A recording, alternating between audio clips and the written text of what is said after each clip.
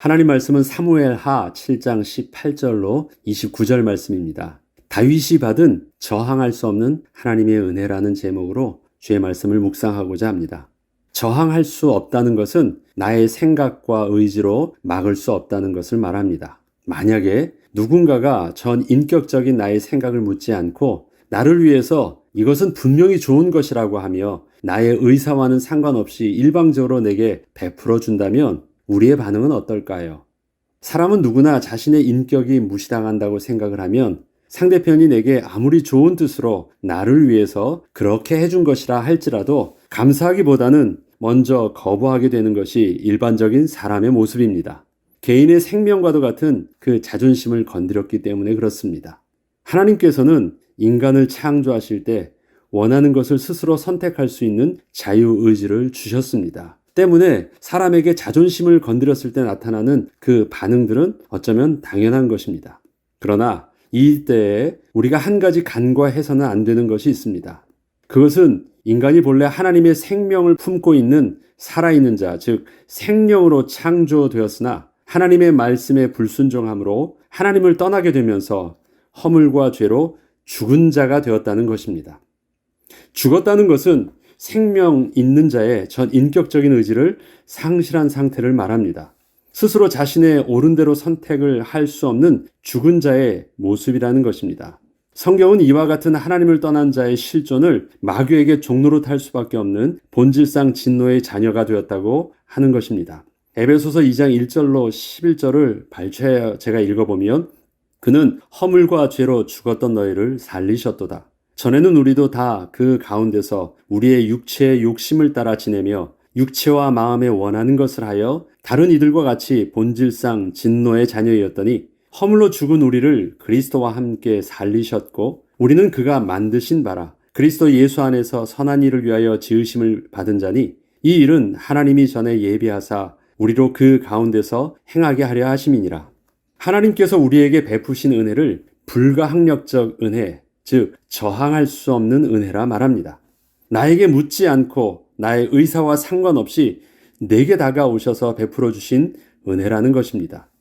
어쩌면 이것은 참으로 우리를 존중하지 않으시는 태도라 생각이 들 수도 있습니다. 그런데 왜 하나님께서는 그렇게 일방적으로 우리에게 다가오실 수밖에 없으셨는가를 깨달아야 합니다.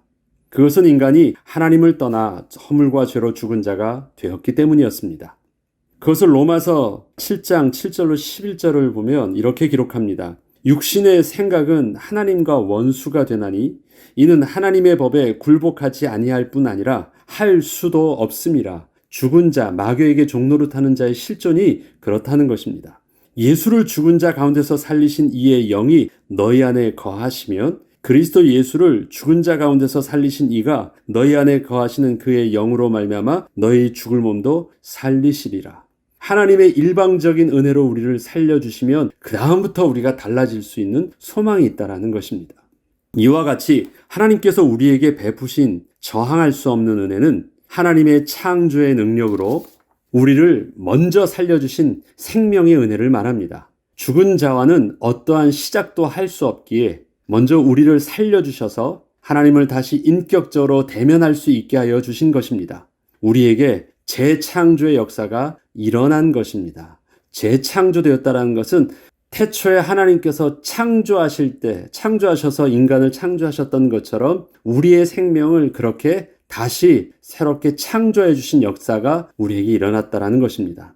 이처럼 예수 그리스도께서 이 땅에 오셔서 십자가의 죽으심으로 우리에게 베풀어 주신 은혜의 선물은 생명 되신 하나님과 다시 대면할 수 있도록 새 생명을 주신 것입니다. 우리는 이미 허물과 죄로 죽었던 자였기에 생명을 주시는 하나님의 일방적 은혜가 아니셨다면 우리는 처음부터 시작도 못했을 것입니다. 로마서 7장 2절에는 이는 그리스도 예수 안에 있는 생명의 성령의 법이 죄와 사망의 법에서 너를 해방하였음이라. 그래서 정확하게 이렇게 말씀하시는 것입니다. 우리가 하나님의 말씀을 들을 수 있다는 것은 생명이 있어서 가능합니다.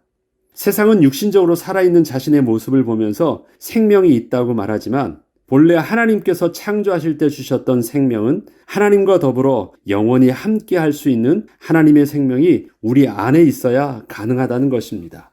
그래서 세상은 살아있으나 죽은 자라고 말하는 것이고, 우리에게 그리스도 안에서 얻게 된 새 생명은 하나님께서 창세전에 우리를 창조하실 때 주셨던 하나님의 영으로 우리가 새 생명을 얻게 된 것이기 때문에 근본적으로 다른 것입니다. 사람들은 하나님의 말씀을 내가 스스로 듣고 스스로 믿음으로 구원을 얻은 것이라고 하지만, 그러나 사람이 들을 수 있고 옳은 것을 판단할 수 있으며 의지적으로 주님을 영접할 수 있는 것은 하나님의 생명이 있는 자의 행동이지, 죽은 자에게는 아무리 하나님의 말씀이 주어진다고 해도 어떠한 생명의 반응은 일어날 수 없는 것입니다. 의지적이거나 지적인 반응이 아니라 생명의 반응이 저와 여러분이 하나님을 나의 하나님으로, 예수 그리스도를 나의 구주로 고백하고 영접한 비밀인 것입니다. 우리가 그리스도 예수를 나의 구주로 영접하여 하나님의 자녀가 될 수 있었던 것은 하나님의 먼저 된 생명을 주시는 은혜가 있어야 가능했던 일이었습니다. 이것은 하나님의 재창조의 역사가 먼저 우리에게 일어났기 때문에 우리가 하나님을 인식할 수 있었다는 것입니다. 하나님께서 사람을 창조하실 때 자유의지를 주시고 하나님의 말씀에 순종의 축복을 약속해 주셨던 것처럼, 하나님께서는 십자가의 은혜로 먼저 새 생명을 재창조하여 주시고 동일한 순종의 축복으로 구원을 약속하여 주신 것이었습니다. 저와 여러분이 예수 그리스도를 믿음으로 고백할 때 어떠한 고백을 합니까? 이미 2000년 전에 십자가에 죽으신 그 예수가 바로 나를 위해서 죽으신 그 예수 그리스도이신 줄 내가 오늘 무엇하는 거예요? 마음으로 믿어 의뢰하고 영접하는 것입니다. 왜? 하나님께서 요한복음 1장 12절을 통해서 영접하는 자, 곧 그 이름을 믿는 자들에게 하나님의 자녀가 되는 권세를 주신다 약속하셨기 때문에 이미 행하신 그 일을 나는 오늘 믿음으로 순종함으로 영접하는 것입니다. 내가 어떻게 믿음으로 선택할 수 있어요? 하나님이 내게 베푸셨던 그 생명의 역사가 있으니까 가능한 것입니다. 영접할 때 살아난 것이 아닙니다. 살아난 내가 전인격적으로 그 하나님을 고백하고 순종의 축복으로 나는 하나님의 자녀된 권세를 얻은 의의 백성이 될 수 있는 것, 그것이 생명의 법인 것입니다. 이처럼 하나님께서는 우리에게 생명을 주사 예수 그리스도를 통하여 하나님의 사랑을 보게 하셨고, 우리는 그 사랑을 깨닫고 예수님을 나의 구주로 영접하게 된 것입니다. 제가 비유를 하나 들겠습니다. 어떻게 하면 깨지고 구멍난 항아리에 물을 가득 담을 수 있을까요? 상식적으로 깨지고 구멍난 항아리에는 물을 채울 수가 없습니다. 아무리 많은 물을 가져다가 계속 붓는다고 해도 절대 채울 수 없습니다. 물의 양의 문제가 아닙니다. 어떤 것으로도, 어떤 방법으로도 그렇게 채울 수는 없습니다. 그러나 반대로 항아리를 품을 수 있는 물 속에 항아리가 들어가게 되면 깨진 항아리의 수준과 상태와 상관없이 그 항아리에 물을 가득 채울 수 있습니다. 이미 망가진 항아리 자체로는 물을 담을 수 없지만 항아리가 스스로 물을 담아내려 하지 않고 물에 항아리를 담게 되면 항아리의 물은 가득 차게 되는 것입니다. 이처럼 하나님을 떠나서 죄로 오염되고 부패한 인생으로는 하나님을 절대 모실 수 없습니다. 이것은 사람이 아무리 깨끗하고 스스로 자신을 거룩하게 만들려고 해도 그것은 불가능하다는 것입니다. 그런데 하나님께서 죄인된 인생을 부르셔서 당신 안에 품으시면서 우리는 그 안에서 하나님을 온전히 품을 수 있게 된 것입니다. 내가 하나님을 모신 것이 아니라 하나님이 나를 품으셔서 내가 하나님 안에 있게 되었고 하나님이 내 안에 있게 되신 것입니다. 하나님의 저항할 수 없는 은혜는 이렇게 우리에게 임하게 하여 주신 것입니다. 그래서 우리도 우리의 죄와 육신의 부패한 오염된 인간 모습이었지만 하나님을 품을 수 있게 된 것입니다. 이것을 예수님은 잘 아셨기 때문에 예수님께서는 십자가에서 죽으시기 전날 밤에 이와 같은 기도를 하셨습니다. 요한복음 17장 21절과 23절에 보면 이렇게 기도하십니다. 아버지여, 아버지께서 내 안에 내가 아버지 안에 있는 것 같이 그들도 다 하나가 되어 우리 안에 있게 하사 세상으로 아버지께서 나를 보내신 것을 믿게 하옵소서. 내가 그들 안에 있고 아버지께서 내 안에 계시어 그들로 온전함을 이루어 하나 되게 하려 함은 아버지께서 나를 보내신 것과 또 나를 사랑하신 같이 그들도 사랑하신 것을 세상으로 알게 하려 함이로소이다. 어떻게 우리가 거룩하신 하나님의 백성으로 하나님의 생명을 가진 자가 되었을까요? 하나님이 확 품어주셨어요. 하나님의 그 크신 사랑으로 깨어진 항아리와 같은 나를 확 담가주시니까 내 안에 하나님도 가득 품을 수 있는 하나님의 영으로 충만한 자로 바꾸어 주신 것입니다. 우리는 자꾸 하나님께 이것만 주시면, 이것만 해결해 주시면 내가 하나님을 위해서 뭘 할 수 있는 것처럼 말합니다. 나는 지금 이러한 수준이기 때문에 하나님을 감히 만날 수 없다고도 말합니다. 그런데 그것을 통해서 우리가 우리 스스로를 착각하고 있는 것이 있습니다. 하나님께서 세상의 모든 것을 우리에게 다 담아주신다고 하시더라도 우리는 다 담을 수가 없습니다. 우리의 깨진 영혼으로는 하나님의 은혜와 사랑을 담을 수가 없고 또 하나님과 하나 될 수도 없습니다. 우리는 생각을 바꿔야 됩니다. 주시면 채워지면 그때 뭘 할 수 있겠다라고 말하지 말고요. 그냥 우리가 하나님께 몸을 던지는 것입니다. 그래서 우리가 하나님께 담겨지면 그때 하나님으로 충만한 은혜가 담겨지는 것입니다. 그래서 우리는 자꾸 우리가 부족하다고 말하지 말고 아직도 나의 심령으로 아무것도 할 수 없다고 말하지 말고 하나만 기도하면 됩니다.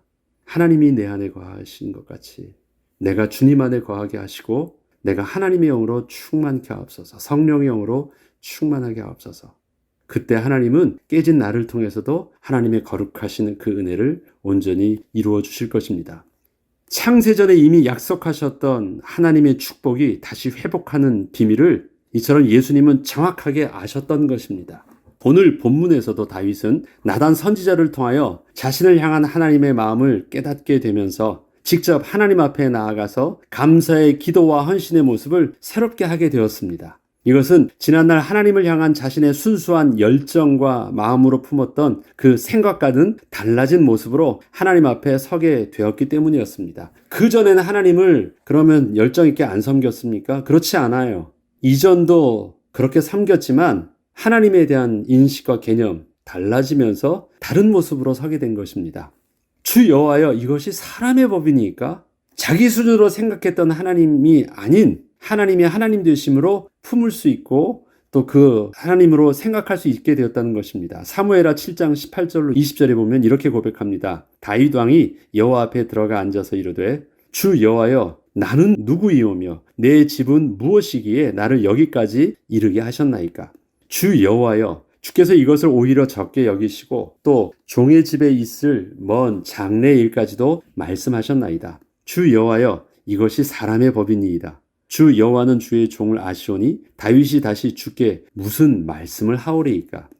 사람과 사람이 관계를 맺을 때에는 일반적이고 상식적인 관계의 조건들이 있습니다. 주는 것이 있어야 받는 것이 있는 것이고 받는 것이 있어야 주는 것도 있는 법인데 다윗은 하나님께서 자신에게 행하시는 그 모습을 보면서 자신이 하나도 드린 것이 없었을 때부터 하나님은 아낌없이 주시고 있었다는 것을 깨닫게 된 것입니다. 그리고 깜짝 놀랐습니다.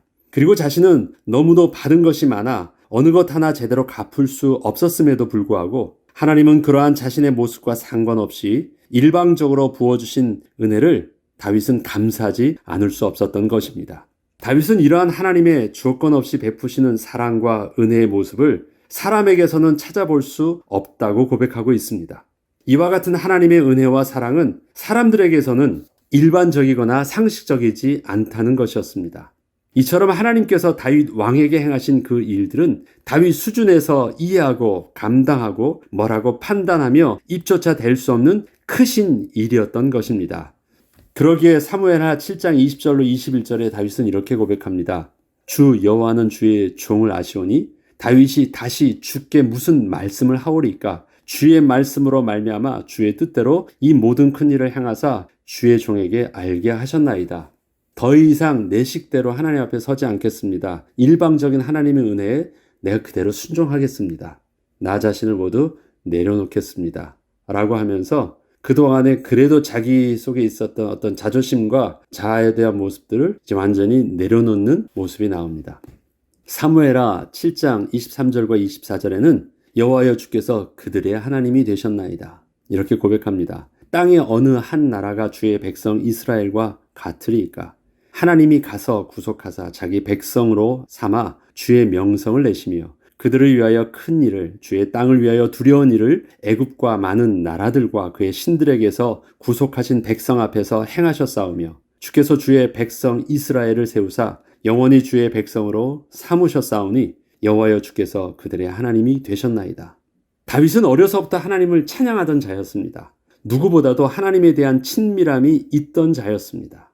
이것은 다윗이 하나님을 모르는 자가 아니었다는 것입니다. 그러나 다윗은 나단 선지자를 통하여 하나님께서 친히 당신의 뜻과 계획을 말씀하여 주실 때 그동안 자신이 알고 있던 그 하나님과 본래 하나님의 하나님 되심의 차이가 자신이 감당치 못할 정도로 크신 분이심을 그제서야 비로소 깨닫게 되었던 것입니다. 자기 수준에서 생각했던 하나님, 그러나 본래 하나님의 되심의 그 차이가 너무 컸던 것이에요.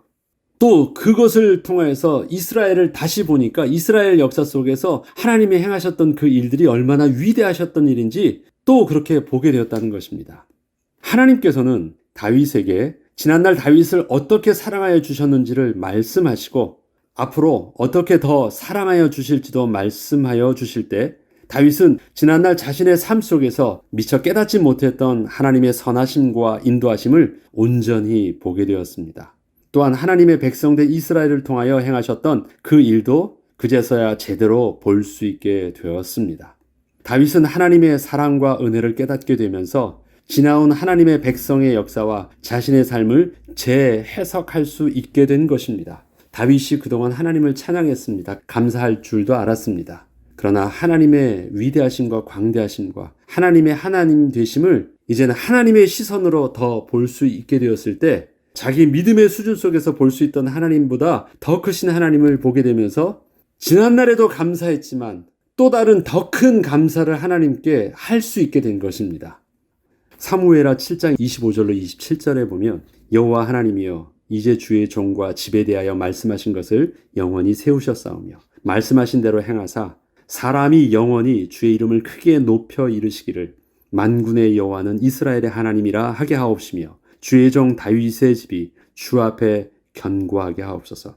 만군의 여호와 이스라엘의 하나님이여 주의 종의 귀를 여시고 이르시기를 내가 너를 위하여 집을 세우리라 하셨으므로 주의 종이 이 기도로 주께 간구할 마음이 생겼나이다. 나의 기도를 하나님께 한 것이 아니라 하나님이 내게 하게 하셨던 그 기도로 내가 이제는 온전히 당당히 기도할 수 있게 되었다라고 고백하는 것입니다. 다윗은 비로소 주의 종 다윗의 집이 주 앞에 견고하게 하옵소서라고 기도할 수 있게 되었다고 하나님께 직접 고백하고 있습니다. 이것은 이전에는 자신이 이렇게 기도할 수 없었지만 지금은 그렇게 기도해야 하는 것이 맞는 것임을 깨닫고 하나님의 마음과 합한 기도를 비로소 온전히 할 수 있게 되었다는 것이었습니다. 우리가 이런 기도하면 되게 일방적인 것 같고 욕심 있는 기도 같고 인본주의적 기도 같고 막 그렇잖아요. 우리가 하나님 앞에 복을 얻으려면 하나님의 영광을 위해서 주를 위한 기도를 해야 될 것 같고 뭔가 이타적이고 뭔가 신앙적인 기도를 해야 될 것처럼 보이는데 하나님께 굉장히 이기적인 기도, 나와 나의 가족을 위해서 막 그런 기도처럼 보이는데 하나님 앞에서 공적 사명을 붙잡은 왕이었음에도 불구하고 하나님께서 내가 너와 너의 가정에 주신다는 그 축복의 약속의 말씀을 붙잡고 다윗이 기도할 수 있게 되었대요. 이러한 다윗의 기도는 사울이 그토록 두려워하며 지키려 했던 자신의 왕위와 후손의 축복 등을 다윗도 구하게 되었다는 것을 의미하는 것은 아니었습니다.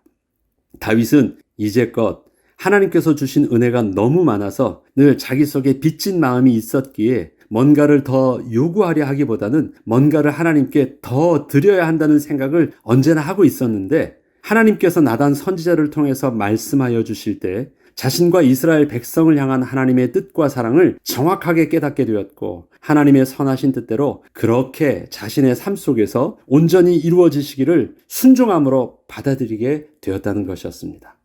이것은 주기도문에 뜻이 하늘에서 이룬 것 같이 땅에서도 이루어지이다의 그 내용과 다르지 않은 기도를 다윗이 온전히 할 수 있게 되었다는 것입니다. 예수님께서 그의 제자들에게 가르쳐 주셨던 것처럼 똑같이 성부 하나님께서 또 다윗에게도 그렇게 가르쳐 주셨던 것입니다. 동일한 하나님의 마음이신 것이에요.